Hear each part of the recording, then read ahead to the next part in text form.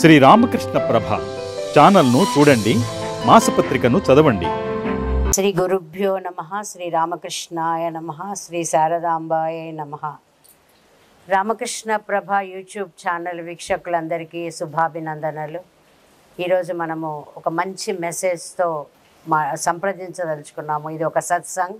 కొన్ని వందల సంవత్సరాల క్రితం భారతీయ సనాతన సాంప్రదాయంలో గొప్ప గొప్ప ఋషులు 100కి 10 మంది ఉండేవారు. అందులో చాలామంది బౌద్ధ భిక్షులు కూడా మన భారతదేశంలో నివసించేవారు. అందులో ఈరోజు మనం ప్రముఖంగా చెప్పుకోదగ్గ బౌద్ధ భిక్షువు నాగార్జున. ఆయన పేరు తెలియని వారు లేరు. నాగార్జున సాగర్ కొండ, నాగార్జున సాగర్ డ్యామ్ ఇవన్నీ కూడా ఆయన పేరు మీద స్థాపించబడ్డవి. ఒక్క క్షణం మనం నాగార్జున గారి జీవిత చరిత్రలోకి వెళ్దాము. ఈయన ఎలా ఉండేవారు అంటే ఒక్క కౌపీనం మాత్రమే ధరించేవారు, ఇంకా ఏ వస్త్రం ఉండేది కాదు. ఒక శిథిలమైన గుహల్లో ఆయన జీవిస్తూ ఉండేవారు. ఒక చిన్న పాత్ర ఆయన దగ్గర భిక్షకు ఉండేది. అయితే ఆయన శిష్యులు ఎవరు అంటే రాజులు, ఆ రోజుల్లో పరిపాలిస్తున్న రాణులు, పెద్ద పెద్ద తత్వవేత్తలు, మహాకవులు, వీరంతా ఆయనకి శిష్యులుగా ఉండేవారు. ఎంత గొప్ప శిష్యులు ఆయనకున్నా ఎవ్వరూ కూడా ఆయన జీవితంలో ఏ విధమైన మార్పుని తేలేకపోయారు. ఎందుకంటే ఆయన ఎలా జీవించాలనుకున్నారో అలాగే జీవిస్తూ తన జీవితాన్ని, తన కాలాన్ని గడిపారు. ఆయన దగ్గర ఉన్న ఒకే ఒక భిక్ష పాత్రతో ఆయన భిక్షాటనకి వెళ్ళేవారు. అయితే ఆయన భిక్షాటన ఎలా ఉండేది అంటే ఎవరింటికి ఆయన వస్తారా అని ఎదురు చూస్తూ ఉండేవారు అందరూ. ముందు ఆయనకి భిక్ష వేశాకే ఇంట్లో వారు భోజనం చేసేవారు. ఇంత గొప్పగా ఆయన జీవితం కొనసాగుతూ ఉంది. అయితే ఒకసారి ఆయనని రాణి, ఆ రాజ్యాన్ని పరిపాలిస్తున్న రాణి భిక్షకు పిలిచేది, ప్రాధేయపడింది రమ్మని. ఆయన ఒప్పుకున్నారు.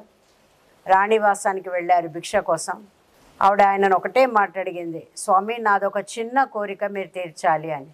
ఆయన అన్నారు, నేను నీ కోరిక తీర్చడం ఏంటమ్మా, నా దగ్గర ఏముందని నీ కోరిక నేను తీరుస్తాను, నువ్వు మహారాణివి, మొత్తం రాజ్యం అంతా నీ చేతిలో ఉంది, నీకు నేను ఇవ్వగలిగింది ఏంటి అని అంటారు. అప్పుడు ఆవిడ అంటుంది, మీ చేతిలో ఉన్న భిక్ష పాత్ర నాకు ఇవ్వగలుగుతారా అంటుంది. ఇదే నా తీసేసుకో అని ఆయన ఇచ్చేస్తారు. ఇచ్చేసాక అప్పుడు ఆవిడ అడుగుతుంది, మరి భిక్ష పాత్ర ఇచ్చేశారు, మీరు ఎందులో భిక్ష తీసుకుంటారు అంటే ఆయన అంటారు, అది నా సమస్య, నీ సమస్య కాదు, నువ్వు ఇది అడిగావు, నీకు ఇచ్చేసాను అని. అప్పుడు మళ్ళా ఆవిడ ప్రాధేయపడుతుంది, ఒక్క చిన్న కోరికండి, నేను ఒక భిక్ష పాత్రని మీకు ఇస్తాను, అది మీరు తీసుకోవాలి అని. తప్పకుండా ఇవ్వు, నేను ఎలాగో నాకు ఇంకో భిక్ష పాత్ర కావాలి, నాది నువ్వు తీసుకున్నావు, ఇంకోటి ఇస్తా అంటున్నావు, తప్పకుండా ఇవ్వు అంటారు ఆయన. అంటే ఆవిడ ఒక భిక్ష పాత్ర తీసుకొచ్చి ఆయన చేతిలో పెడుతుంది. ఆ భిక్ష పాత్ర ధర కోట్ల లెక్కలో ఉంటుంది ఆ రోజుల్లోనే. మొత్తం వజ్రాలు వైఢూర్యాలతో తాపడం చేసిన బంగారు పాత్రను ఆయన చేతికి ఆవిడిస్తుంది. ఆయన తీసుకుంటారు. ఆయన ఏం ఆశ్చర్యపోరు, ఏమీ భ్రాంతి చెందకుండా తీసుకుంటారు. తీసుకొని అందులో భిక్ష తీసుకొని ఆయన భోజనం చేసి బయటకు వచ్చేస్తారు ఆ భిక్ష పాత్రను పట్టుకొని.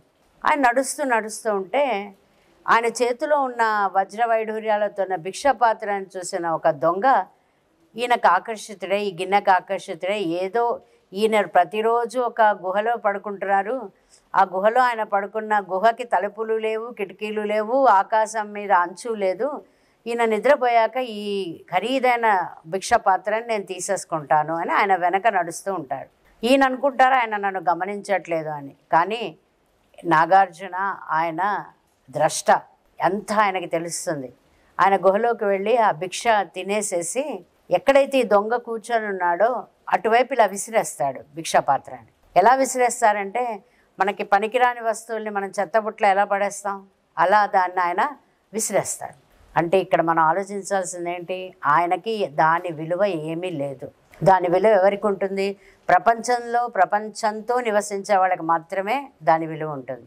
ఈ దొంగ ఆ గిన్నె తీసుకొని పారిపోకుండా లోపలికి వస్తాడు, గుహ లోపలికి వచ్చి ఆయన కాళ్ళ మీద పడి అడుగుతారు, ఇంత ఖరీదైన భిక్ష పాత్రని అసలు ఈ లెక్క కట్టడమే సాధ్యం కాదు, దీన్ని మీరు ఎలా బయట విసిరేశారు అని.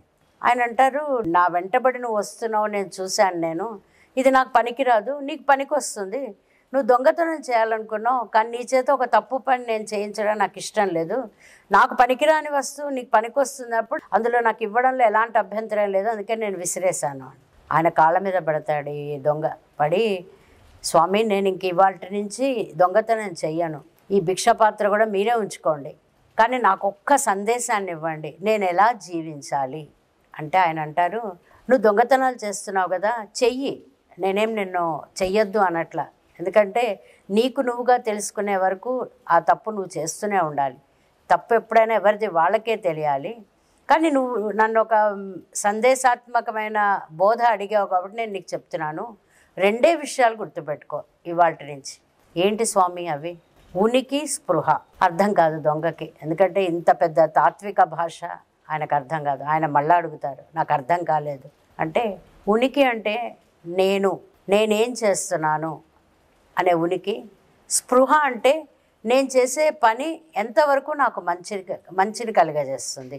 ఈ 2 ఎప్పుడు నువ్వు దొంగతనానికి వెళ్ళినా ముందు ఈ 2 గురించి ఆలోచించు, ఆ తర్వాత దొంగతనం చేయని చెప్తారు.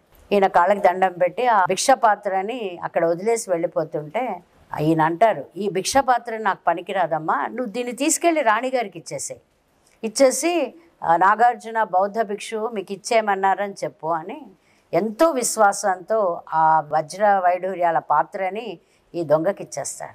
ఈయన సూటిగా రాణిగారి దీనికి వెళ్ళి రాణిగారికి ఇచ్చేసి జరిగిందంతా వివరించి చెప్పి క్షమించమని బయటకు వస్తాడు. బయటకు వచ్చాక కొద్ది కాలానికి తిరిగి ఆయనకు దొంగతనం చేయాలనిపిస్తుంది. ఎందుకంటే దొంగతనమే జీవనోపాధిగా ఉన్న ఆయనకి మరి జీవితం గడవాలంటే దొంగతనాలు చేయాల్సిందే. ఒక ఇంటికి దొంగతనానికి వెళ్ళబోతూ ఆయనకి 2 మాటలు గుర్తొస్తాయి, ఉనికి, స్పృహ. ఒక్క క్షణం ఆలోచిస్తాడు, నా ఉనికి ఏంటి, నేనేంటి, నేను చెయ్యబోయే పని నాకు ఎంతవరకు ఫలితాన్ని ఇస్తుంది, సత్ఫలితాలను ఇస్తుంది అని ఒక నిమిషం ఆలోచిస్తాడు. ఆలోచించాక ఆయనకి తన ఉనికి గుర్తొస్తుంది. స్పృహలో ఆయన చేస్తున్న తప్పు అని తెలుస్తుంది. తెలిసి వెంటనే ఆయన తన యొక్క వృత్తిని మానుకొని ఈ నాగార్జున గారి దగ్గరికి వచ్చి ఆయన కూడా ఒక బౌద్ధ భిక్షువుగా అయిపోయి చాలా పేరు ప్రఖ్యాతులు గడిస్తారు. ఆయన కూడా చాలా గొప్ప తత్వవేత్తగా మారుతారు. ఇది చాలా గొప్ప కథ. కథలు మనం ఎందుకు వినాలి అంటే ప్రతి కథ వెనక ఉన్న గూఢార్థాన్ని మనం గమనించాలి. ఆ గూఢార్థం ఏంటంటే మనం ఎవరం దొంగలం కాదు, దొంగతనాలు చేయక్కర్లేదు. కానీ మన ఉనికి, మన స్పృహ మన దగ్గర పెట్టుకొని మనం చేస్తున్న ఏ పని ఎంతవరకు సమంజసంగా ఉంది, మనల్ని మనం ఇంట్రాస్పెక్ట్ చేసుకొని చాలా గొప్ప స్థితికి, ఉన్న స్థితి నుండి మనందరం కూడా ఉన్నత స్థితికి మారాలనే సదుద్దేశంతో ఈ కథని మీ అందరికీ వివరించడం జరిగింది. శ్రీమాత్రే నమః.